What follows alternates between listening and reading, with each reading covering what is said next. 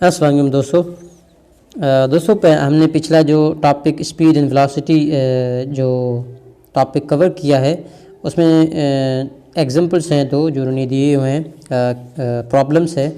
अगर कोई प्रॉब्लम आ जाए तो उसको किस तरह से सॉल्व करते हैं उनको तरीका है।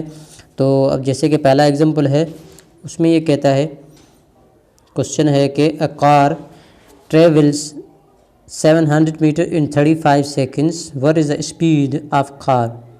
कहता है कि एक कार है जो 700 मीटर जो है वो 35 सेकंड में कवर करती है, तो उसकी स्पीड क्या होगी। ठीक है, तो 35 सेकंड में 700 मीटर कवर करती है तो जाहिर सी बात है 70 सेकंड में यानी कि 1400 मीटर कवर करेगी, फ़र्ज़ कर लेते हैं। तो मतलब आपको समझाने के लिए कि इतनी इसकी स्पीड क्या होगी कि 35 सेकंड में जो है वो 700 मीटर कवर करे। तो सॉल्यूशन में सबसे पहले स्टेप पहला आता है। पहले स्टेप में हम क्या करते हैं कि जो हमारे पास नोन क्वांटिटीज़ होती हैं, यानी कि जो मिली हुई क्वांटिटीज़ हैं और जो फाइंड करनी है उनको लिखना होता है किस फॉर्म में। जैसे कि हमने यहाँ पर 3 इन्होंने जो है वो लिखी है क्वांटिटीज़, उनमें डी है यानी डिस्टेंस हमें मिला हुआ है कितना है 700 मीटर, और टाइम टी मिला हुआ है कितना 35 सेकंड। अच्छा, हमें स्पीड मालूम करनी है, वी मिली नहीं हुई, मालूम करनी है, तो वी के आगे हम सवालिया निशान लगा देंगे तो हमारा स्टेप 1 ये हो गया। अच्छा, अब दूसरा स्टेप क्या है कि right the formula in rearrange if necessary. कहता है कि आप फार्मूला लिखें अगर नेसेसरी है रीअरेंज करने के लिए, यानी कि जैसे कि हमारे पास यहाँ पर रीअरेंज क्यों, अच्छा यहाँ पर यह है रीअरेंज की बात इसलिए आई है कि जैसे v is equal to d upon t है, ये हमारा v का फाइंड करने का फार्मूला है। तो हमें यहाँ पर v चाहिए तो हम रीअरेंज नहीं करेंगे। अगर यहाँ हमें डिस्टेंस चाहिए होता तो हम क्या करते कि t को उस तरफ लेके जाते, v इंटू टी हो जाता, d is equal to v into t हो जाता अगर रीअरेंज करते तो। लेकिन यहाँ पर रीअरेंज नहीं कर रहे, यहाँ पर हमें v चाहिए, v का फार्मूला यही है d अपान टी है, तो हमने दूसरे स्टेप में लिख दिया। तो तीसरे स्टेप में क्या है, put the values in the formula in calculate. तो हमने क्या किया कि वैल्यूज़ पुट की, वैल्यूज़ डी की हमें मिली हुई है 700 ऊपर 700 मीटर और टी की वैल्यू 35 सेकंड मिली हुई है। तो हम इसको डिवाइड करेंगे 700 को 35 से, तो हमारा जवाब आएगा 20। लेकिन मीटर पर सेकंड कहाँ से आ गए, क्योंकि ऊपर मीटर था नीचे टाइम का सेकंड है, जो यूनिट लेंथ का डिस्टेंस का मीटर है और लेंथ टाइम का सेकंड है, तो हमने मीटर पर सेकंड कर दिया। और जो एस को -1 पावर क्यों दे दिया, कि नीचे एस था, एस जो है वो नीचे था, तो हम नीचे वाले एस को जब ऊपर ले जाएंगे उसका पावर जो होता है वो हमेशा ऊपर ले जाने से -1 हो जाता है, इसलिए इसने 20, अब इसको सिंपली 20 मीटर पर सेकंड लिखें, यानी एस को नीचे लिख दें तब भी सही है, 20 मीटर पर सेकंड हो जाएगा। तो कहता है कि 10 the average speed of the car is 20 metre per second. अच्छा, ये हमारा पहला क्वेश्चन का जवाब मिल गया, मालूम हो गया। और दूसरा वर्क एग्जाम्पल 2। अच्छा, अब दूसरे एग्जाम्पल में क्या कहता है, द स्पीड ऑफ ट्रेन, पीछे कार थी यहाँ पर ट्रेन है, कोई बड़ा फ़र्क नहीं है, लेकिन यहाँ पे फाइन क्या करना है, आगे पढ़ते हैं। कहता है speed of train is 108 kilometre per our. ठीक है, कहता है कि स्पीड है किसकी, एक ट्रेन की 108 किलोमीटर पर आवर, यहाँ पर हमें v मिली हुई है, तो how much distance will be covered in 2 hours.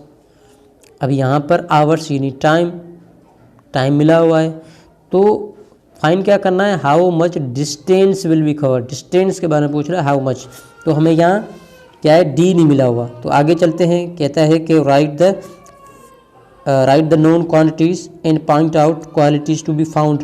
Quantities to be find, जो लिखनी है, जो मिली हुए लिखो, जो फाउंड करनी हो बताओ। तो यहाँ पर आते हैं, v को फाइंड करने का तरीका क्या है, हमें मीटर पर सेकंड में चाहिए, तो क्या करेंगे, v इज इक्वल टू हमारे पास 18 किलोमीटर पर आवर था जो मिला हुआ है ऊपर। ठीक है, इसको हमने लिखा यहाँ पर, थोड़ा सा इधर कर लेता हूँ ताकि आपकी कन्फ्यूजन ना हो ज़्यादा। लास्ट पहला वाला स्टेप ये है कि v is equal to 108 kilometre per hour है, इसको इस तरह लिख सकते हैं। लेकिन अब 108 को हम मीटर में कन्वर्ट करेंगे तो क्या करेंगे कि 108 को 1000 से मल्टीप्लाई करेंगे, क्योंकि 1 किलोमीटर में 1000 मीटर होते हैं, तो अब उससे मल्टीप्लाई करा देंगे तो हमारा ये इस तरह बन जाएगा। नीचे भी आवर्स को हमने यूनिट में कन्वर्ट करना है, इस SI यूनिट में, जो कि सेकंड है, तो 1 घंटे में 3600 सेकंड होते हैं। अब ये हो जाएगा, ये इसको मल्टीप्लाई करेंगे और इसको डिवाइड करेंगे, सॉल्यूशन हमारे पास आएगा v, यानी स्पीड हमारे पास आएगी 30 मीटर पर सेकंड।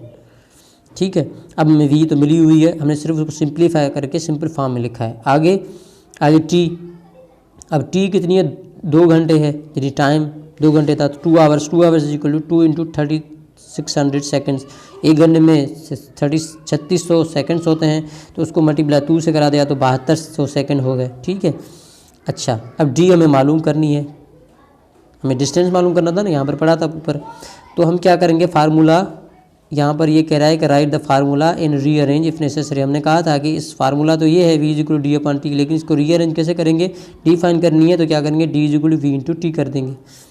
यानी कि d के नीचे ये जो d है, इसके नीचे जो है वो t है, तो हम जब इस t को उस तरफ लेके जाएंगे, जो डिवाइड हो रही है तो वहाँ पे जाके मल्टीप्लाई होगी। अगर आपको फार्मूला ये मैथमेटिक्स थोड़ी आती है तो ये आपको समझ में आ जाएगा। ठीक है, तो हमने d को उस तरफ, d इसी तरफ रही, लेकिन t डिवाइड हो रही थी, उस तरफ जाकर मल्टीप्लाई हो गई, तो ये d is equal to v into t हो गया। ठीक है जी। अच्छा, हम अब d मिलेगी, कैसे मिलेगी, v की वैल्यू पुट करेंगे। अब put the values in the formula and calculate. अब v की t की वैल्यू पुट करेंगे तो v की वैल्यू थी 30, t की वैल्यू थी 7200, तो इसको मल्टीप्लाई करेंगे तो डिस्टेंस हमारा बन जाएगा मीटर्स में, जो कि बन जाएगा 2,16,000 मीटर बन जाएगा। तो 10 distance travelled by train is 2 lakh, यानी 2,16,000 मीटर। अब इसको मज़ीद अगर कन्वर्ट करना चाहें आप किलोमीटर में, तो क्या करेंगे, 3 ज़ीरो निकाल देंगे, क्या बन जाएगा, तो 216 किलोमीटर। सिंपल। तो उम्मीद है आप लोगों को ये 2 सिंपल से एग्जांपल्स जो है वो समझ में आ गए होंगे कि अगर फार्मूला आपको मिला हो, क्वेश्चन आपको दिया हो और उसको सॉल्व करना हो, वैल्यू निकालनी हो, तो कैसे निकाल सकते हैं।